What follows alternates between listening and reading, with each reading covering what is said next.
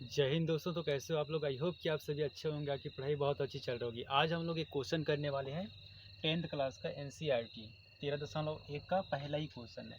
तो ये क्वेश्चन हम लोग आज करने वाले हैं। तो देखिए, ये 13.1 का पहला ही क्वेश्चन है। तो पहले क्वेश्चन में हमको क्या ज्ञात करना है?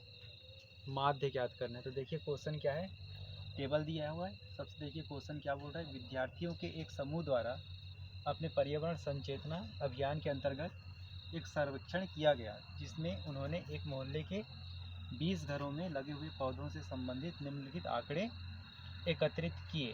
प्रति घर माध्य पौधों की संख्या ज्ञात करिए। देखिए पहला क्वेश्चन है और पहला क्वेश्चन में हमको दिया है माध्य ज्ञात करने का। माध्य ज्ञात करने का 3 विधि है। तो तीनों विधि में से हम किसी एक विधि का यहाँ पर प्रयोग करने वाले हैं। तो सबसे ज़्यादा इजी प्रत्यक्ष विधि है, डायरेक्ट मेथड। तो उसी का हम लोग इस्तेमाल करने वाले हैं। तो उसका फार्मूला क्या होता है मैं बता देता हूँ। एक्स आई मतलब एक्स बार बराबर क्या हो जाएगा, सिग्मा एफ आई इंटू हो जाएगा एक्स आई अपॉन सिग्मा एफ आई। ये होता है माध्य। माध्य निकालने का ये फार्मूला होता है। तुम्हारा पहला क्वेश्चन है। तो चलिए इस क्वेश्चन को हम लोग सॉल्व करते हैं। तो सबसे पहले मैं क्वेश्चन को मिटा देता हूँ, उसके बाद में हमको टेबल बनाना पड़ेगा। तो चलिए क्वेश्चन को मिटा देता हूँ, उसके बाद में स्टेप बाय स्टेप इस क्वेश्चन को बहुत ईजी तरीके से सॉल्व करना सीखते हैं। तो चलिए दोस्तों देखिए, मैं टेबल बना रहा हूँ। क्योंकि ये टेबल दिया है तो इस टेबल को सिस्टमेटिक हमको लिखना पड़ेगा। तो सबसे पहले हमको तो फार्मूला पता होना चाहिए माध्य का। डायरेक्ट मेथड का फार्मूला क्या होता है, माध्य बराबर sigma F I into X I. क्या होता है, sigma F I into X I और अपॉन में सिग्मा एफ आई। ये जो दिया है एफ आई और एक्स आई, ये दोनों क्या में मल्टीप्लाई में रहता है। तो सबसे पहले आप लोगों को माध्य निकालने के लिए फार्मूला याद होना चाहिए और इसी फार्मूला के बेस पर ये हमारा टेबल बनेगा। ठीक है, जैसे कि देखो ये जो दिया है पौधों की संख्या, इसको हम लोग क्या बोलते हैं, 0 से 2, 2 से 4, 4 से 6, 6 से 8 और 8 से 10 और 10 से 12 और 12 से 14। ये क्या कहलाता है, ये कहलाता है हमारा वर्ग अंतराल। क्या कहलाता है, वर्ग अंतराल। तो इसको हम लोग वर्ग अंतराल के जगह में लिखेंगे। तो देखिए 0 से पहला क्या दिया है, 2 दिया है। उसके बाद में 2 से 4 दिया है, फिर दिया है 4 से 6, उसके बाद में दिया है 6 से 8 और उसके बाद में दिया है 8 से 10, फिर दिया है 10 से 12 और दिया है 12 से 14। तो जो दिया है एक एक करके हमको वर्ग अंतराल में इस तरीके से सिस्टमेटिक लिखना है। ठीक है, समझ में आ गया। अब उसके बाद में देखिए अब दिया है बारंबारता। ये जो नीचे वाला सारणी दिया है ये हमारा क्या कहलाता है, बारंबारता फ्रीक्वेंसी। इसको हम लोग एफ आई से प्रदर्शित करते हैं। ठीक है, क्या से प्रदर्शित करते हैं, एफ आई से। तो देखिए मैंने बारंबारता को एफ आई से प्रदर्शित कर दिया, क्योंकि यहाँ पर देखिए एफ आई है, यहाँ पर हमको ज़रूरत पड़ने वाला है तो हमको एफ आई पहचानते आना चाहिए।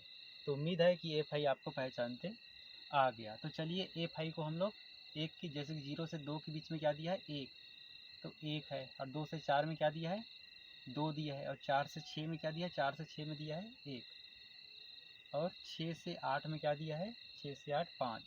तो इसके सामने में लिखेंगे। उसके बाद में देखिए 8 से 10 में दिया है 6, तो 8 से 10 में 6, इसके जस्ट सामने में लिखना है, इधर उधर नहीं करना है, तो हमारा आंसर गलत हो जाएगा। उसके बाद में देखिए 10 से 12 में क्या दिया है, देखो 10 से 12 में दिया है 2, तो ये 2 लिख दिए। अब देखो 12 से 14 में क्या दिया है, 3। तो जिसके जिसके बीच में दिया है उसको उसके सामने में हमको लिख देना है। इतना तो हमारा क्वेश्चन में दिया रहता है। तो उम्मीद है कि इतना आप लोगों को लिखते आ जाएगा। वर्ग अंतराल ये है हमारा और ये है बारंबारता फ्रीक्वेंसी, जिसे एफ आई से प्रदर्शित करते हैं। अब देखिए अब आगे हमारा वर्ग चिन्ह।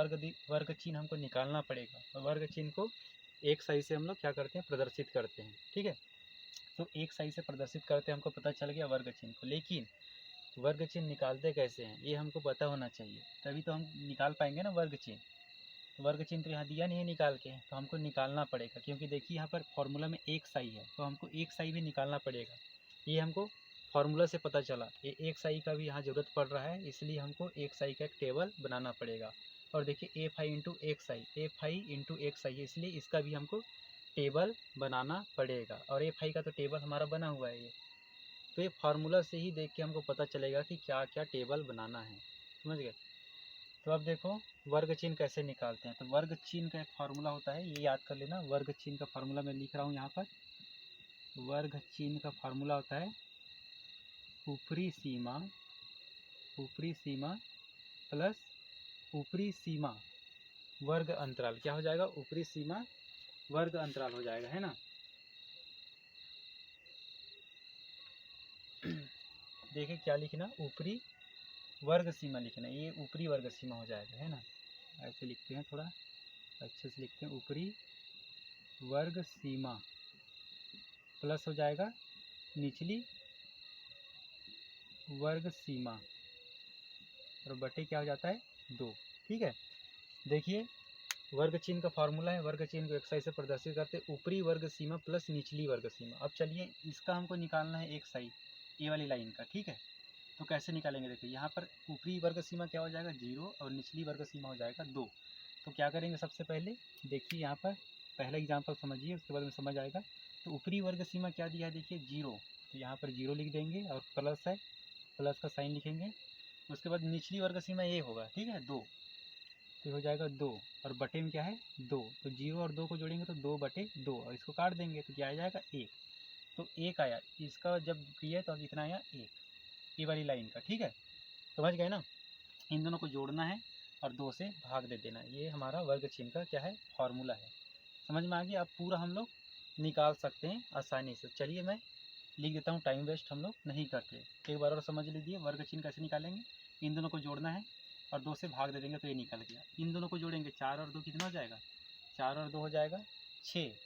ठीक है, 4 और 2 हो जाएगा 6/2 और 6/2 को जब काटेंगे तो कितना आ जाएगा 3। समझ गए ना वर्ग चिन्ह निकालना। इस प्रकार से हम लोग एक एक का पूरा निकाल लेंगे। तो जैसे कि 6 और 4, 6 4 10 और 10 को 2 से भाग देंगे तो ये हो जाएगा हमारा 5। ठीक है, तो इस प्रकार से हमको पूरे वर्ग सीमा को क्या करना है, निकालना है। तो मैं टाइम वेस्ट नहीं करते, मैं यहाँ पर बाकी का लिख देता हूँ। बाकी का हो जाएगा हमारा, इसका हो जाएगा 7 और इसका हो जाएगा 9 और इसका हो जाएगा 11 और इसका हो जाएगा 13। ठीक है, 7 9 11 13 हो जाएगा। तो उम्मीद है कि ये वर्ग चिन्ह आप लोगों को निकालना आ गया होगा। एक बार मैं और फिर से बता देता हूँ, जैसे इनको जोड़ना है और 2 से भाग देना है तो ये निकलेगा, इनको जोड़ना है 2 से भाग लेंगे तो 3 निकलेगा, जोड़ना है भाग देना है 2 से 5 निकलेगा, इनको जोड़ना है 2 से भाग देना, उसी प्रकार ये पूरा निकल जाएगा। ये हमारा फॉर्मूला है, मैं लिख दिया हूँ। अब देखिए अब क्या निकालना है, वर्ग चिन्ह भी हमारा निकल गया एक साई और एफ आई तो हमको दिया है क्वेश्चन में। ठीक है, अब देखिए यहाँ पर और क्या जरूरत पड़ रहा है, एफ आई इंटू एक्स आई एक साथ है, क्या है एफ आई इंटू एक्स आई। तो देखिए मैंने एफ आई इंटू एक्स आई का भी टेबल बना के रखा है, तो चलिए निकाल लेते हैं। इसका मतलब क्या है, एफ आई और एक्स आई का क्या करना है, गुणा करना है। तो चलिए गुणा कर देते हैं, हमारा एफ आई है और ये है एक्स आई, इन दोनों का गुणा करके सामने में लिखते जाना है। इन दोनों का गुणा करेंगे सामने, तो देखिए एक एकम हो जाएगा 1, 3 दूनी 6 और 5 एकम 5 और 5 साता 35 और 9 छक 54 और 11 दूनी 22 और 13 दूनी 26 और 13 तिया कितना हो जाएगा, 13 तिया हो जाएगा 39। ठीक है, 13 तिया कितना हो जाएगा 39। ठीक है, तो इस प्रकार से हमारा एफ आई इंटू एक्स आई निकल के आ जाएगा। सिर्फ एफ आई इंटू एक्स आई में हमको गुणा करना है एक दूसरे का, यहाँ से सामने सामने में। ठीक है, यहाँ से यहाँ नहीं कर देना, एक का गुणा एक के साथ में करेंगे, 2 का गुणा 3 के साथ में करेंगे, 1 का गुणा 5 के साथ में उसके सामने लिखते जाएंगे। तो हमारा पूरा निकल के आ गया F I into X I और सिग्मा एफ आई भी हमारा निकल के आ गया। ठीक है, तो फार्मूला में जो जो था वो सब चीज़ हम लोग टेबल में निकाल लिए। अब देखिए अब क्या है हमारा फार्मूला में, sigma F I into X I है, मतलब सिग्मा का मतलब होता है टोटल योग करना है एफ आई इंटू एक्स आई का। ठीक है, तीन सबका योग करेंगे तो कितना आ जाएगा, मैं यहाँ लिख देता हूँ, है ना, यहाँ करके लिखूँगा बराबर sigma F I into X I बराबर, यहाँ लिख देता हूँ ऐसे, sigma F I into X I बराबर कितना हो जाएगा। देखिए इन पूरे को जोड़ोगे तो कितना आ जाएगा, मैं लिख देता हूँ, जोड़ के देख लेना आप लोग, टाइम वेस्ट नहीं करते। कितना आएगा हमारा, इन पूरे को जोड़ेंगे तो कितना आ जाएगा, इसको पूरे लाइन को इकाई से इकाई जोड़ना है। ठीक है, फिर ढाई से ढाई, तो आ जाएगा हमारा 162।